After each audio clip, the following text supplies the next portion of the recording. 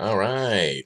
Hey, everybody. We're back today for day 7 of my stream of reading out my old book to you to explain everything that's wrong with so-called anarcho-capitalism.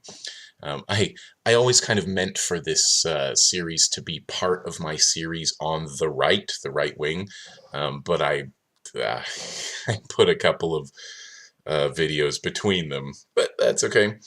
Um, so you, um, if you were here yesterday, you know that we kind of looked at a couple of things.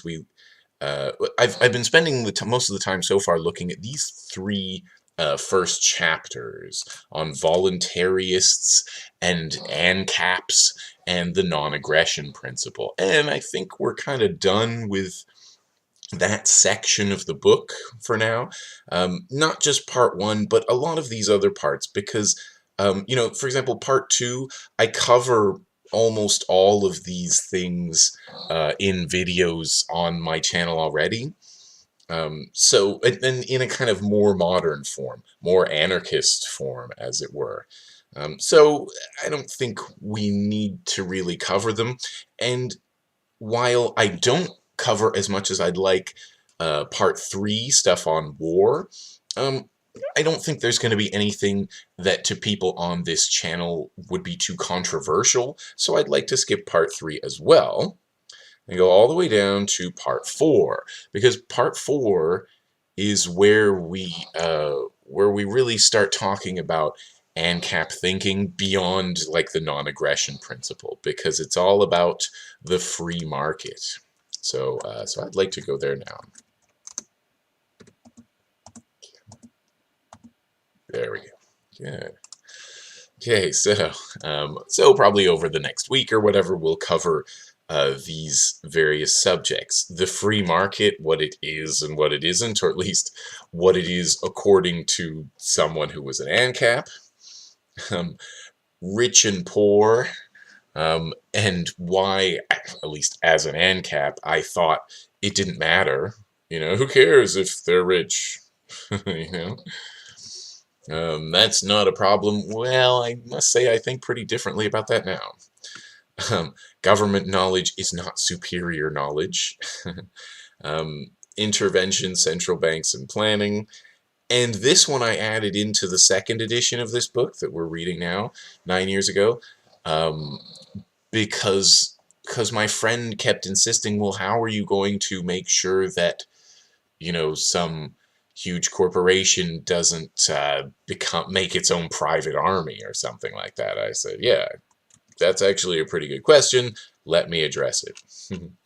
So yeah, let's take a look, shall we?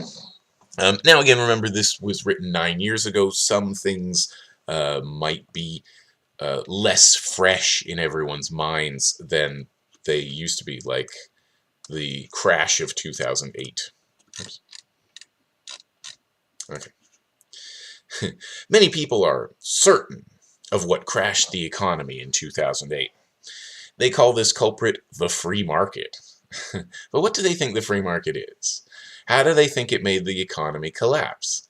Well, these people will tell you it's deregulation. If they say that, ask them to point to specific instances of deregulation of the financial sector. Sorry. In fact, the banking sector was and is highly regulated. Yeah, I mean, all sectors, without question, are highly regulated. Like there's, but that doesn't necessarily mean that deregulation, as it's popularly understood, couldn't be the cause of this. Really, when I say many people are certain of what crashed the economy in 2008, one of those people, without thinking about it, was me. Right? One of those people was me, because I was sure, but I was sure that it wasn't the free market, that it was like regulations and laws and stuff. They may not be very good regulations, and of course big banks are largely to blame for the meltdown, but there was no free market. what do they think the government did? What do they think it should do? Did these same anti-free market people applaud the trillion-dollar bailouts and stimulus packages because they thought the government would rescue them and make everything better? Do they think the government will ever rescue them and make everything better? Well, if they have big corporations, then they will, of course. These are people who need to learn what the free market is. um, so again, you can like in other parts of this book, you can kind of hear the kind of arrogance, the superiority of like, let me explain to you ignorant people what the free market is and why it's good. And the thing is, even though, I mean, I do make the case and everything in this book, um, I don't know if that's really what people mean when they talk about the free market. Like, I'm going to describe it as being like totally free, no, uh, like no regulations, no taxes, none of that. Which I don't even think, nowadays, I don't even think could exist. I kind of explained that at the tail end of the last video that I made that wasn't streamed, having your cake and eating it too. I kind of explained that. I don't think a free market could exist. To be honest, I don't see how it could. But let's go into saying. But yeah, again, I think when people say the free market, they kind of just mean the market. And so I don't know, like how much. Yeah, that was the 2008 one. Yeah, that's right. Fake mortgages, huge real estate bubble. Yeah, that's a good description of it. Yeah, that's pretty much what it was. Yeah. Yeah, see, it was fresh in everyone's mind in 2011 when I was writing this, but it's slightly faded away now. Now we have like even bigger financial problems, but of course they could be partly as a result of that crash. What is a market? You've probably been to one. Well, a market's not a place, but all right. Lots of people come selling all kinds of things, trading for what they want, however they decide, going by uncomplicated rules that everyone agrees on. Yeah. They all have different products you might want. Some have bread, which everyone wants. Some have guitars, which only some people want. And others have things you've never seen before that they think people will want to buy. Not everyone makes the same amount in a market for various reasons, which, like, I don't even go into, which you think might be relevant, or at least I don't think I go into them. But I mean, you would think that was relevant. I mean, it could mean the difference between somebody who lives very comfortably and somebody, who's so trapped from all direction, on all sides by poverty that they have no freedom. And I mean, these distinctions matter. And again, I don't think I even go into them, like as if they didn't matter, Like, I don't think I talk much about poverty here, or I just kind of assume that, the free market will solve poverty, because that's one of those assumptions that went around, Ancap circles. Like, yeah, we don't really have to worry about poverty. Make a free market, and we've solved poverty. And the other, of course, the part of the paradox of that is that, they're trying to eliminate the state, but that itself is almost like,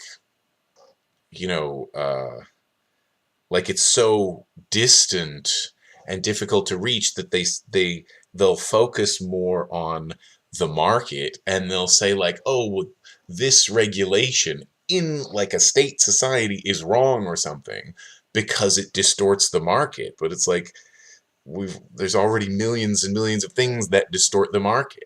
It's the same with a kind of blanket opposition to stealing. In a non-aggression principle based society, then yeah, don't steal. But in a society where like there's already huge amounts of theft going on, like from the top, that like they'll just that people with who already have enough money are just always trying to get more. Um, like, is stealing stuff really that big a deal? Well, it's a violation of the NAP. Yeah, well, I don't care. But as long as we can choose how to buy and sell, anyone with basic abilities or assets has a chance of benefiting from the exchange. So not everybody. See the problem with Ancap thinking? How does Ancap think you can get into the free market if you have nothing? Yeah, exactly. I mean, that's a perfectly good question. Um, I mean, it, there seems to be kind of a lot of assumptions that go into it, right? Like, oh, you think you have nothing, but I'm sure that you have something you can offer for money and make enough money, on the free market. And I mean, there's no kind of specifics about that. There's no like, no, there's no clear mechanism for how poor people are going to get fed, There's probably, I don't even, well, yeah. It's like you're free to give to charity and engage in mutual aid. Yeah, but it's not just about being free to do those things. We should be doing those things. And in fact, a lot of anarchists would say you you won't have a revolution if you aren't already doing that. If there isn't already a lot of mutual aid, there won't be a revolution. Every time someone exchanges something for a price they're amenable to, i.e. no one's coerced into buying it, every transaction makes two people better off. Okay. I mean, is this necessarily true? Is it? What if someone's getting screwed? Either by a con artist. I mean, that's not the same as coercion, conning someone. We're always conning people. And of course, they wouldn't even try to enforce that in an Ancap world because it's like, hey, you paid for it. You had the chance to negotiate, that kind of thing. So, like, every transaction makes two people better off? Only if you subscribe to a very kind of simplistic economics viewpoint of thing, a kind of homo economicus viewpoint, Like, I bought this because I knew it would be good for me. I bought it at the price that I knew would be the right price, like that's simplistic. That's not quite how we work. There's a lot more to it than that, especially in this complex market that we have, because like we're so influenced by things like marketing and advertising and PR, and we don't even notice it.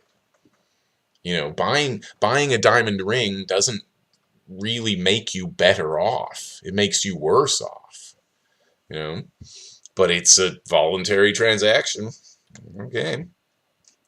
And that's kind of, Mises had like a whole thing on that, but whatever. We don't have to talk about that. When I pay for a fish, I give something below the maximum price I would have paid for it, in theory. And the seller receives something above the minimum price they would sell it for, in theory. But if you really need it, if you're like desperate or whatever, then okay, I'll pay anything, or I'll sell it for anything. And I mean, in a world where poverty exists, that's going to happen. We both win. That's the creation of wealth. Is it? Really, the wealth has already been created. It's just moving it around. Cities are the result and means of bringing people together to create wealth. Well, they're not the only one, but all right, yeah, whatever. Now consider the whole world has become the market. Yeah, and that's by force. The same kind of force, the same primitive accumulation that created markets in the earliest places to industrialize, like the UK and the US. Like they did the same processes kind of all over the world. In many cases, it was imperial powers, colonialist powers. They said, we want you to work in mines, so we're going to tax you. Now you have to work in mines. That kind of thing. They did that all around the world, and it wasn't just like, of course, the European colonizers. Other, like the Chinese government does it too. It's all primitive accumulation. That's how you create a market. That's how you create commodification. We're trying to move beyond that. The whole world has become the market. Yeah.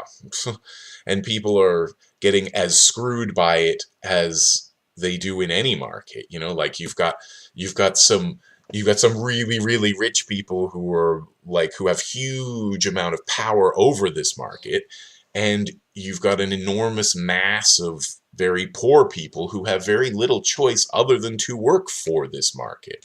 So I mean, yeah, you could say it's not the free market, but even if you were to if like Ancap's kind of proposed to kind of take existing the existing economy or existing relations and just remove the state, remove like the gun of the state, but they would keep things like, the factories where you're getting paid 10 cents because it's like, well, it's better than nothing for them. It's integrating them into the global market forcibly and keeping them in poverty because they pay like so little. Again, I just think we could do so much better than that. Why just encourage that, Um, we have millions of possible goods and services because we have millions of vendors. Well, I mean, I do, yes, because I live in a relatively rich country, and am relatively rich myself. I don't mean richer than people around me, but on a world scale, on a global scale, I am relatively rich.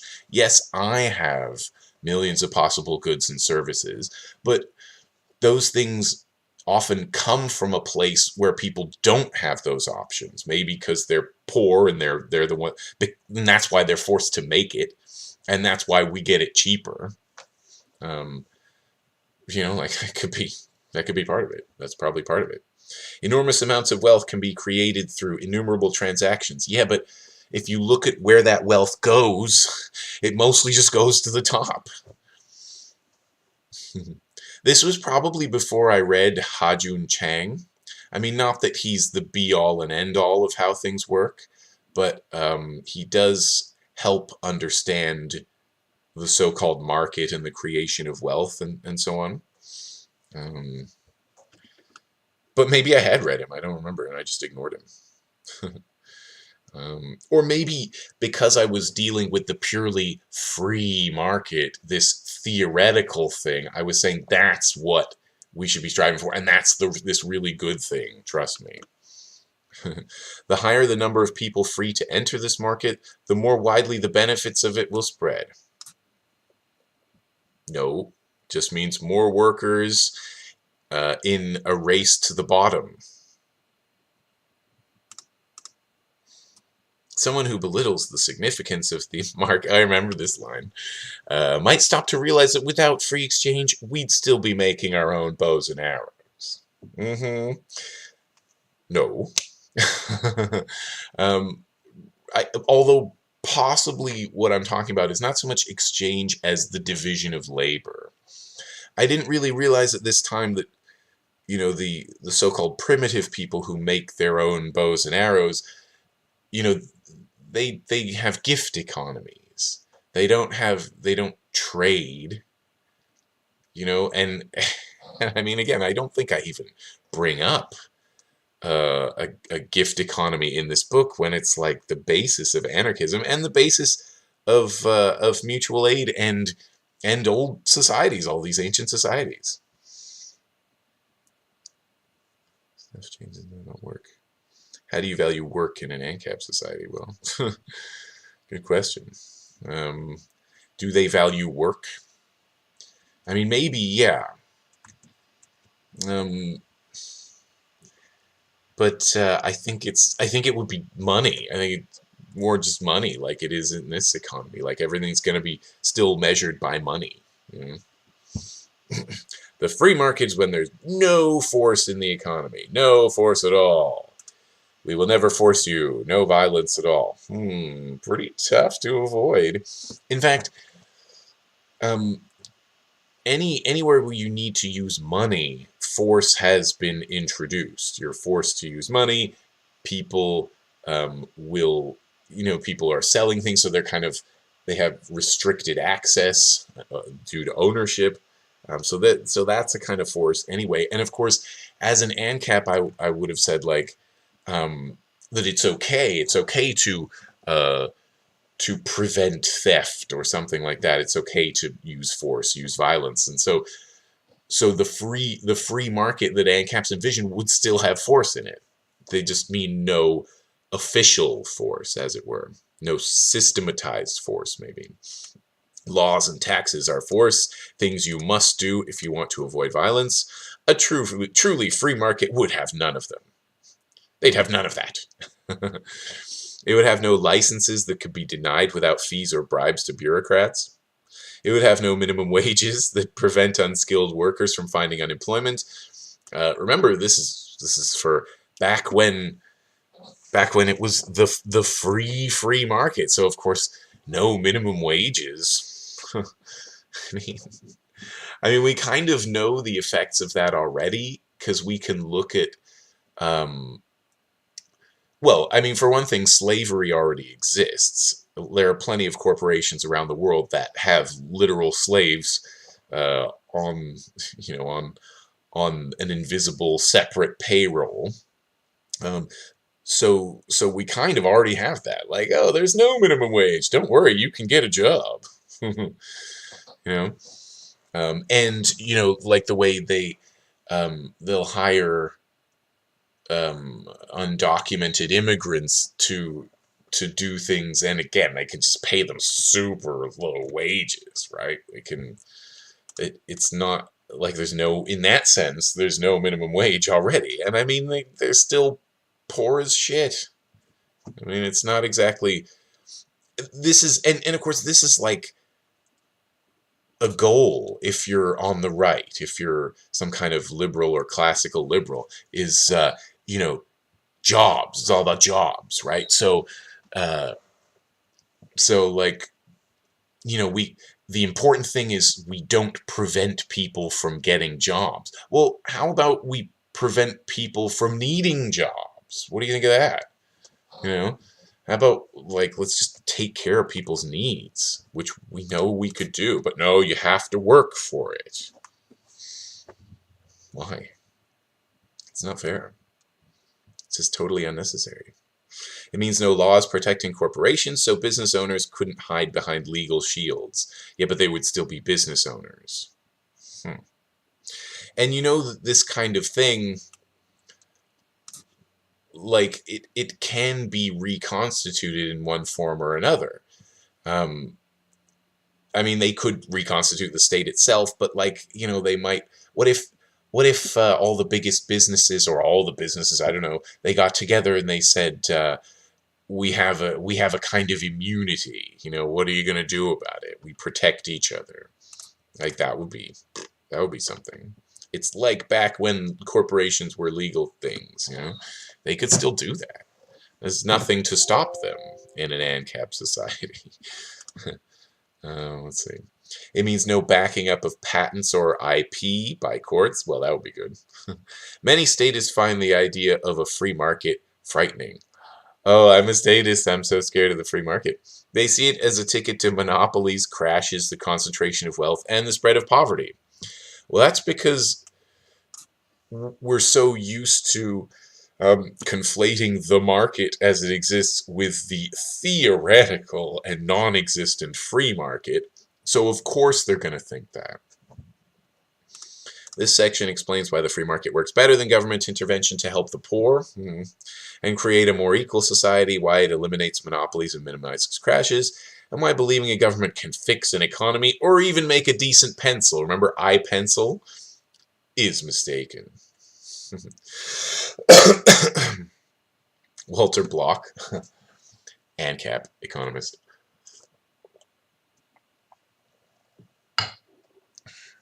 Describes the free market as the concatenation of all voluntary acts in the economy, which you could watch here, but you shouldn't. People often think of the market as meaning he who has more money can grind down him who has less. Well, yeah, that would still probably be true in a free market. They could. It's just like they might have a bit less power to do that, but, not necessarily.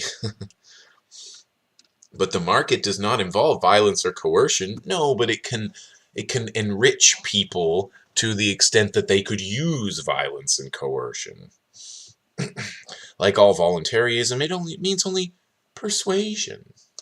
It involves only they, this is so fancy writing. He who seeks value trading with him who provides it, and both benefiting from the exchange. Yeah, I've already debunked that. Charles W. Johnson, I believe in Markets Not Capitalism, explains that if family sharing, charity, gifts, peaceful exchange of any kind is voluntary, it's all part of the free or freed market, because that's market. Anarchists would prefer freed market because it's been freed from coercion and so on. Yeah. Find out more on alternative economies in part 5. Yeah, but not much more. There's so much more out there on alternative economies that I don't put in to part 5. Yeah. Charles W. Johnson has a whole thing. I don't put it here, do I? Oh, yeah, I do. Never mind. This is kind of his definition of a freed market. The space of maximal consensually sustained social experimentation. In other words, they don't even think of, market anarchists don't even think of the market in the same way, other people do. It's not just a market, it's, things like a gift economy. Like that would also be the freed market. And the problem with talking that way is that it just goes against what so many people think of as the market, that it's not. No, when I say a freed market, I mean it could be completely voluntary, it could be just gift giving and exchange with no, but that's not what our experience of markets has been. Free markets divide and moderate market power by denying special protection and privilege and opening competition to a wide assortment of entrants and methods. I mean, so far that's basically true, and that just means that the free market would be better than the violent market where it exists. Only where potential threats to corporate monopolization are precluded by force of law, through, among other impediments, safety and consumer protection standards, can today's captains of industry ascend to market dominance. I mean, maybe, although that's a bit questionable, because is it? And what are we basing that on, We know that that's how the market now works, but who says that that's not how the freed market would work? The only thing that make them preeminent and dominant is because of the state and its laws and subsidies. I don't know. Yes, great point. Ancaps don't want to be the laborer. That's a great point. Yeah. I probably saw myself as a wage laborer under, Ancapism. But that's the thing. Labor is totally required for production. That's actually why, looking back on the book Atlas Shrugged, it's kind of funny looking at that Galt's Gulch. I find it really funny because because everyone's free to work on their own stuff, but nobody's going to be working for each other. No, they're not going to have any employees. So why the hell would rich business people, go somewhere where they couldn't exploit labor anymore? No one's going to work for me. What am I supposed to do? Build my own wooden models in my yard? As if they don't want as many workers and employees as they can. Everything that goes into the assumptions of Atlas Shrugged is hilarious to me. That doesn't seem to accord at all with our experience of history and the market. Okay, more David D'Amato. And I like this guy, by the way. He's, he knows a lot of stuff. He's not an ANCAP. Speaking on why food prices are high, David continues, it's too often assumed that the behemoth conglomerates populating the landscape of corporate capitalism win regulations supposedly aimed at health and safety. These rules, however, routinely function to outlaw the farm stand down the street, the small local producer who can't afford to jump through the arbitrary and unjustified hoops put up by the political class. Yeah, actually, I agree with. I would still agree with the fact that things like the coercion introduced into the market definitely like makes things worse in most cases. Like a lot of people on the left will say, well, we need regulation of business, and you could definitely argue that, but the problem is regulatory capture, which seems to happen in every single industry. Which, in case you don't know what that is, it's like if you, let's say that you're the banking sector regulator. Well, at any time in your career, a bank lobbyist can come up to you and say, hey, if you do this or do it this way or whatever, we'll give you like a cushy consulting position for 6 figures after your job here, or whatever lobbyists say. Um, and the way the regulations really are, or the way that they're enforced, actually keeps like the smaller entrants into the market out. And I'm sure I explained that here somewhere, but I mean that part I do think is true. I agree with that. um, I still do think that. It's just, again, like with all this stuff, some parts of it are true, but we could just go so much further. Because even if, yeah, we get rid of all the regulations and stuff, you're still going to need to compete to survive, and like work for someone else, and move to Gulch and offer to clean the toilets, right? Why does freedom work? Professor Edward Wayne Yunkins. I don't even remember who that is. From Mises. A lot of the people in this section will be from the Mises Institute. Let's see. Progress requires the use of information that exists. Yeah, this will be Hayek. This is channeling Hayek. And again, I kind of there's some useful stuff here, but let's give it a read. Anyway, progress requires the use of information that exists only as widely dispersed knowledge that each person has with respect to their own circumstances, conditions, and preferences. Such tacit, locationally specific knowledge is only useful if people are free to act on it. Okay, so basically, yeah, this is Hayek so far, right? I mean, I know it's someone at the Mises Institute, but it's Hayek. Hayek made some really good points about why, like, let's say there are points against central planning. Let's put it that way. The central planning of a whole economy. And one of the biggest points that's always stuck with me was this, that everybody has a little bit of of different knowledge of local specific and maybe even tacit knowledge. And if we're free, we can use that in a far more effective way than some planner, in the capital city or whatever. And we can adapt, as individuals, adapt quickly. And that's all true. But really, this is just the case for freedom itself, not for a free market. It's the case for freedom. And I think even Hayek didn't quite grasp that, because he was all about the free market. Here's what's awesome about the free market and why it has to work and why central planning is bad. But he didn't extend that to the idea that we can do away with the commodity form altogether. We don't need markets. We don't need money. He kind of said, no, we still do, because we still need to coordinate prices. We still need to know prices and coordinate production accordingly. And I don't really think that that's true. At least not with prices. We don't need prices for it necessarily. Just some kind of calculation. Let's see. A free market permits prices to emerge from the use of people's localized knowledge. Why is prices the only thing that matters? He's explaining the economic calculation problem, but it assumes that we need the market for any of this to be good or valid. These prices contain more and better information and result in better decisions than what can be achieved under a regime of central planners.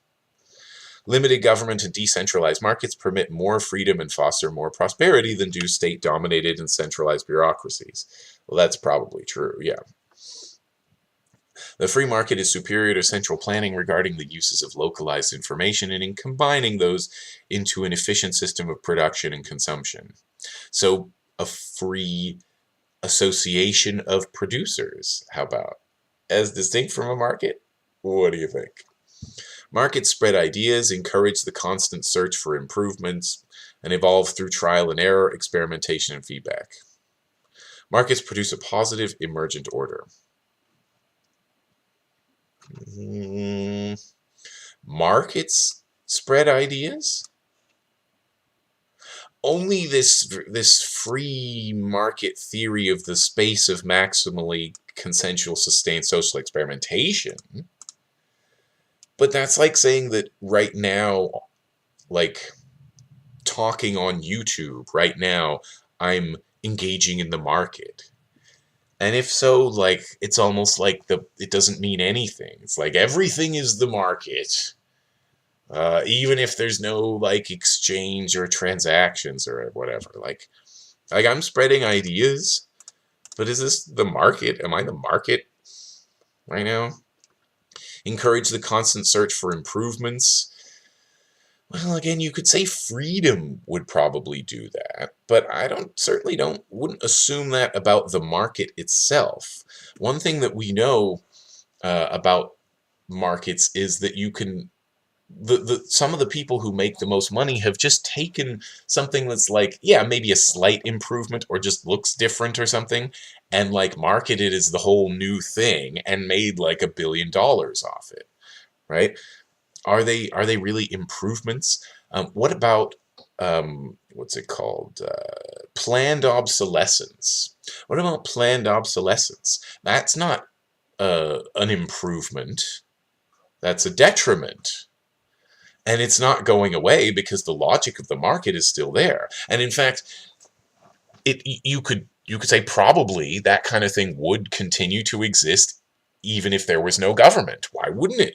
If the same incentives are in place, then the same kind of things are going to happen. There would still be things like planned obsolescence. There would still be the destruction of the environment. There would still be the use of slave labor in all these things, because unless you're really militantly against those things and organize and fight to get rid of those things, and we should, then they're not going to change, probably.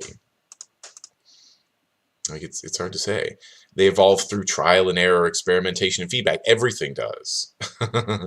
Markets, yeah, everything. Markets, how about freedom? Freedom produces a positive emergent order. That would I agree with. And why is the free market better than government intervention? Well, because Adam Smith talked about the invisible hand, obviously.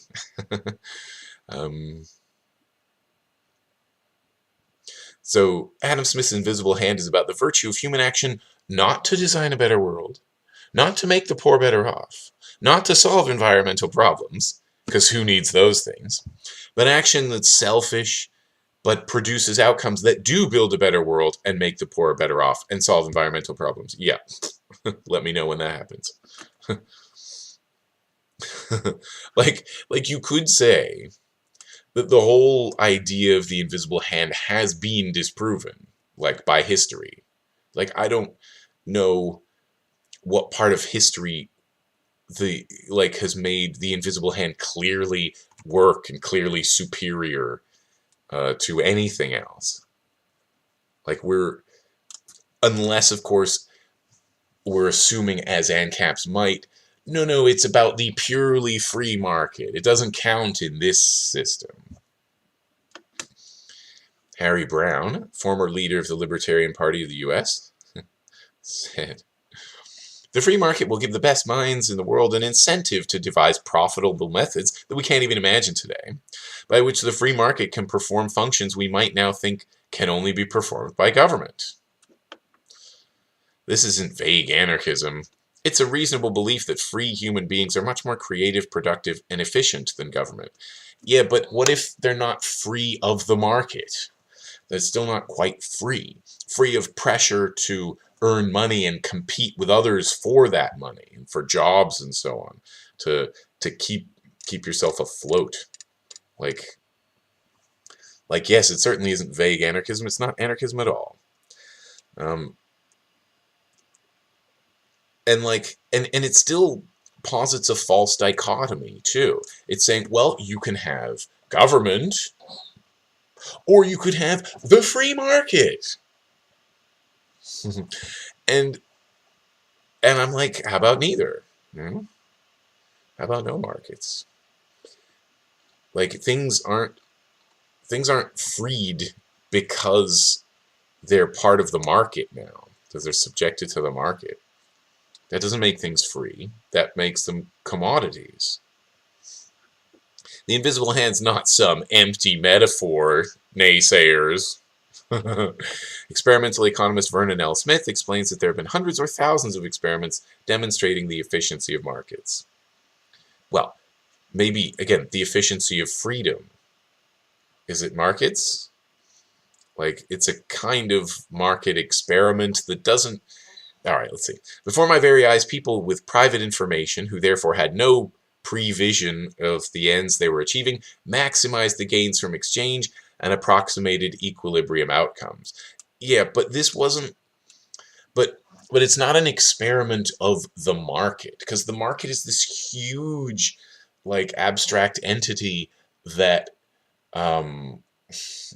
that like has all these different things going on at all times, all kinds of different, it creates all kinds of incentives and disincentives, and beliefs through things like marketing. We've come to believe all kinds of stuff. So like if they're like, all they did was exchange this stuff and, a couple of people or whatever, and like, oh, it turns out they maximized outcomes. Yeah, because it's just on a very, very simple, low scale. None of them are like big business owners. None of them have huge corporations. None of them have access to the state to regulate it and so on. People need little more than to know the rules, which are simple if they're trading freely, and they all benefit themselves and each other. Maybe. I tend to eschew the term capitalism because of its variety of meanings. Not anymore. A more precise word for the system we live under today is corporatism. It's certainly not a more precise word. That's just plain wrong, because corporatism's another one of those words that means different things depending who you talk to. What if I start using the word the free market because I don't like capitalism either. Oops. Wait, what? Where are we? Yeah. I don't remember any of like these economists' names and stuff. Corporatism is the furthering of select business interests with the help of government force. Economists Edmund Phelps and Seyfeddin Ammus write, in various ways, corporatism chokes off the dynamism that makes for engaging work, faster economic growth, and greater opportunity and inclusiveness. It maintains lethargic, wasteful, unproductive, and well-connected firms at the expense of dynamic newcomers and outsiders, and favors declared goals such as industrialization, economic development, and national greatness over individuals' economic freedom and responsibility. Yeah, I'd probably...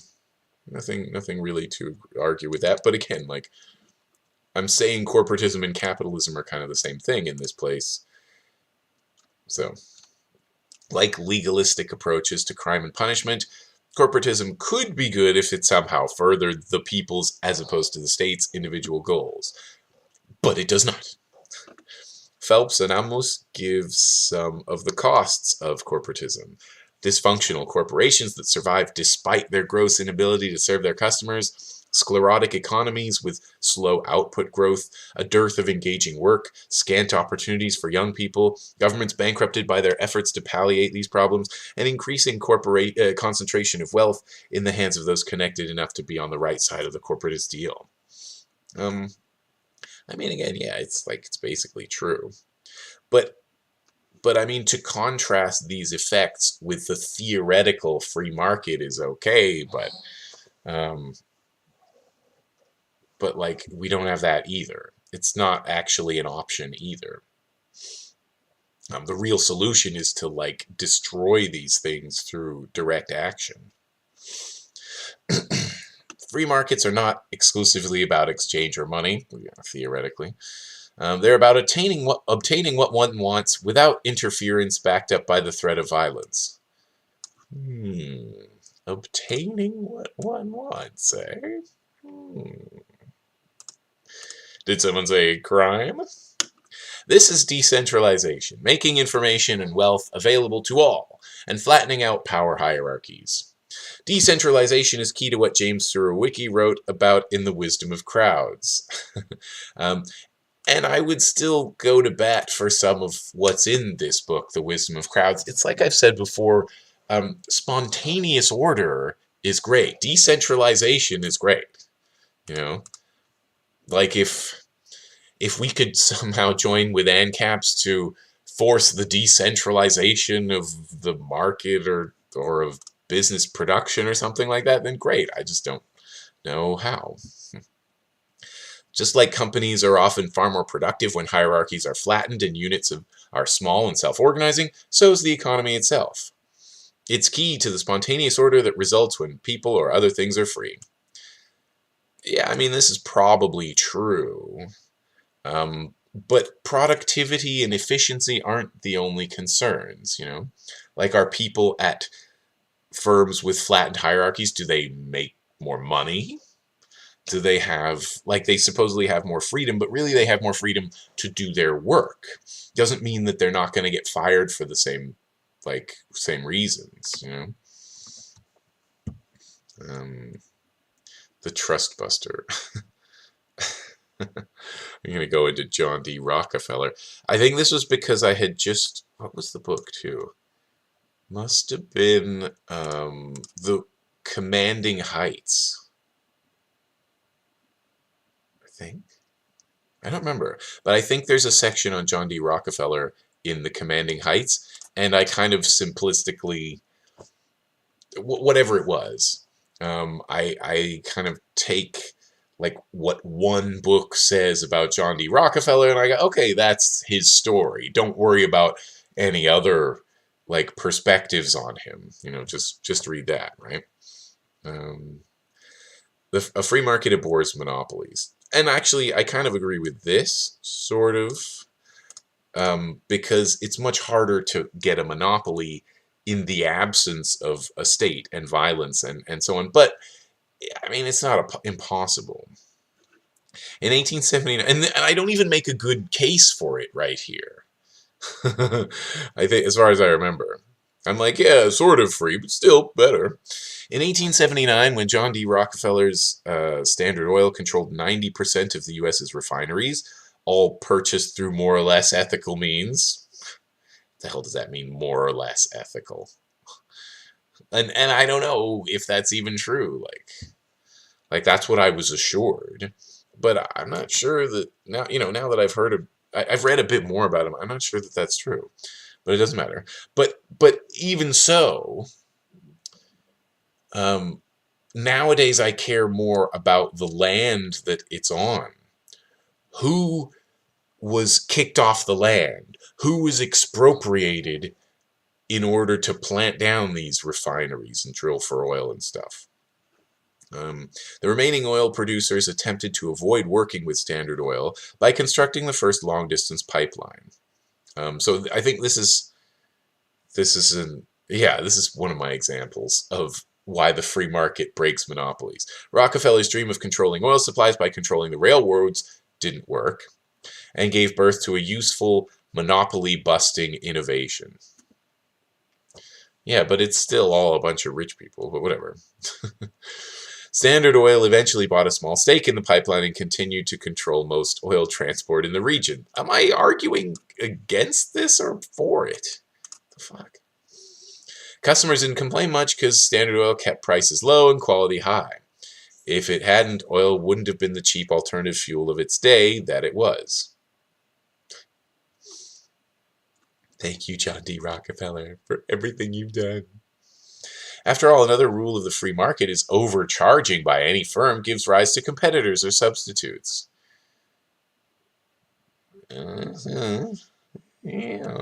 But then the market tends to find some kind of equilibrium where, like, we're all, like maybe it'll bring down that firm's prices slightly, but it's just as possible that the competitors will just raise their prices to roughly that level, or like maybe 50 cents less or whatever.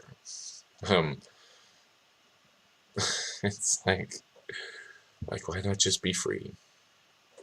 International competitors soon emerged and began to ship oil more economically to Russian and European markets. The antitrust suit against Standard Oil wasn't brought by its customers or a concerned public, but by its competitors. Those bastards. Breaking up a monopoly. I mean, yeah, not literally a monopoly, but controlled 90% of the U.S.'s refineries and, tried to control the railroads. The rhetoric that alleged a criminal conspiracy worked in the end, but I don't care if it's a criminal conspiracy. But the unethical business practices didn't take place on the free market, but when competitors demanded the state strong-arm a successful business. It's a successful business. Why you gotta punish me like that? It's one of those powers that I don't really mind so much anymore if the state wields, breaking up enormous businesses. The argument is if you let them do that, then they'll use that power to just break up any unpopular businesses or whatever. And I'm like, that's not that big a deal. I mean, the only people really losing that from that kind of thing are people who own the business. And even they might not actually be losing much. Now you just have to invest in 2 companies instead of 1. Competition from other parts of the world and other parts of the U.S. arose when oil was discovered outside Pennsylvania. To break Standard Oil's stranglehold, the new oil men, bankrolled by financiers who knew the adventure could be profitable, developed a new, safer type of oil tanker. Because of the risks of spills and explosions, which keeps happening, the Suez Canal had been closed to oil tankers. However, with this new innovation, oil could be safely transported around the world and prices could remain low. Yeah. I mean, I still have questions, For one thing, we still have spills. Yeah, it's good that there aren't as many, but they've hardly eliminated that problem. And it's not, and the other thing is what do they really lose if they spill? They might lose business and for a few weeks and their share price goes down by 2% or something. Yeah, that can happen. They don't want spills, but it's not that big a deal. I mean, what happened to BP after that? It let, and probably is still letting, I have no idea, let enormous amounts of oil into the Gulf of Mexico because of some mistake. What happened to them from that? They're still going. They're still going. Customers haven't been oh, we're never gonna buy from them again. A lot of the time, you don't even know if you're buying from BP.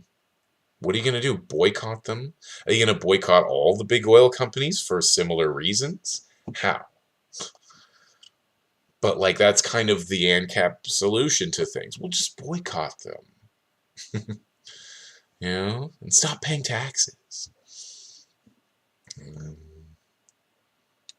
feel like there was other things. Oh, yeah.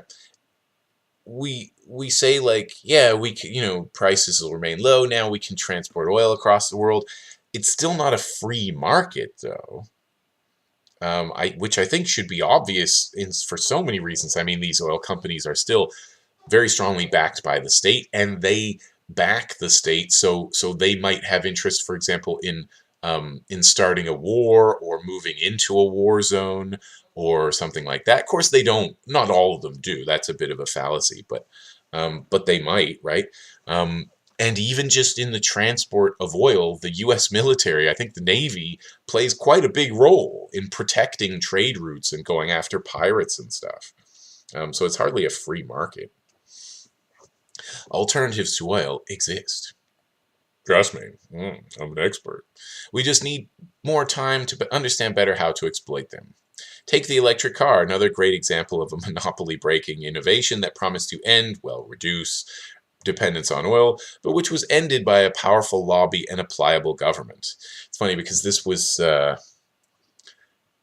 the old electric car from a long time ago, not the electric car of our time, and it's actually an interesting example to bring up because even though it's a great example of like government destroying a market or whatever, because of a lobby, because of a business lobby, and how bad that is. Yes, like this is definitely a big problem, and it's a good example of that. Same with you could say same with putting lead into gasoline. Like it turned out it was kind of like better for the engine or something, like, at first, and it's put out like all this terrible lead pollution into the atmosphere all around the world. um, So, and none of these things have ended our dependence on oil. And the electric car, as it is today, is it more environmentally friendly? Probably slightly. Is it more like, do you save money on them in the long term? Maybe. But it's still coming from the same like corporate system. It's hardly a solution to anything. It's weird how people tout them as the solution, the future that's gonna like make everything better. It's not. The state intervenes far more now than it did in Standard Oil's time. All right, that's basically true. Not necessarily to break up businesses, but it does intervene a lot. Groups repeatedly lobby to ban inventions and innovations that will lead into their profits, and it works. Well, that's true. In fact, that's kind of the point of this chapter, like against lobbying. Because like so many of these laws and regulations and taxes and tax loopholes come from like lobbyists, like corporate lobbyists who say, if you could do this, it would be great for our business. And again, sometimes that means war, lobbying for war, but sometimes it's just screw over a competitor. No longer does it make sense for an inventor to ask himself, can I make a better mousetrap? Because the threat is greater that the government might ban his mousetrap, however safe and efficient it is. Is that true? All right, who says that? Back on the road to serfdom. Oh, that must be Tom Woods, who I liked back then. Is there a real threat that the government will ban the mousetrap? I don't think that's true. I think this line is another great example of how so often theory and belief will override our demand for evidence or our knowledge of the world as it actually works. Like is this really going to happen? No. And besides, they still do say, like, can I make a better mousetrap? People are still inventing stuff and so on. Like, the government's not exactly going to criminalize everything. It could happen. Yeah, I like cleaning too, Rachel. It's easy. Monopolies are made possible when government steps in to protect business. That's true. If business is left to itself, anyone else can and will enter the market. Look at Microsoft. Its competitors, also large corporations, induced the US government to charge it with attempting to monopolize the software industry. Such charges seem irrelevant and hilarious today. No one could monopolize the software industry. Well, I mean, that's basically true, sort of, but they could. And there's still, like all markets under capitalism, um, there's still like a few large players. It always seems to be the way. All capitalist markets seem um, to kind of to make it inevitable almost that a few huge players will emerge, and that's who we're going to be buying from. And on the one hand, you could blame the state for that, for all these things, the regulations and subsidies and so on. Like, you could blame them, but would it be that much different in the theoretical free market? I mean, some of the same things would exist, like our brand recognition, for example. I mean, would people stop buying Coke? No. Would people stop using Microsoft? No. I mean, the fact that Microsoft is compatible with like so many different computers and so on, I mean, that's kind of why we still have it, right? Like, not everyone knows how to use Linux, Anyway, yeah, no one could monopolize the software industry after the 90s, but it's still, you could still argue it's an oligopoly, or, well, no, I wouldn't argue that. There still are many different software firms, it's true. But they tend to be pretty small. And more people are going to be comfortable buying from, like, Oracle and stuff. Okay, we're almost out of time. If a new entrant can provide something cheaper or better or different, it might establish a market presence and undercut the larger corporations and thrive in doing so. Yeah, it might. But how? In the current system, that's really tough to do. To be cheaper or better or just different, and superior. It's so hard to do in the current environment.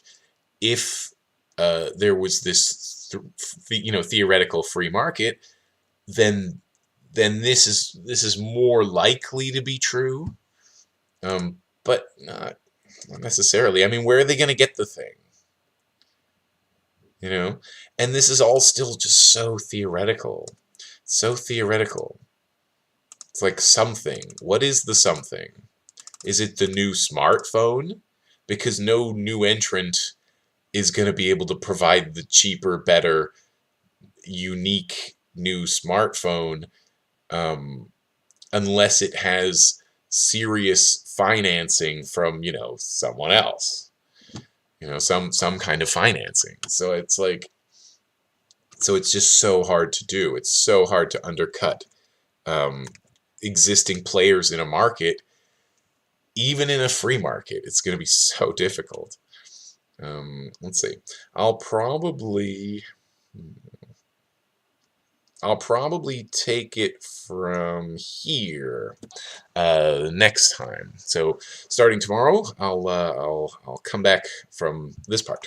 So looks like that's all I'm going to talk about today. It's been great talking with everybody. Hope you had a good time. Hope we all learned something. Thanks everyone for being here in the chat, and hope everyone has a wonderful day. Yep, see you soon.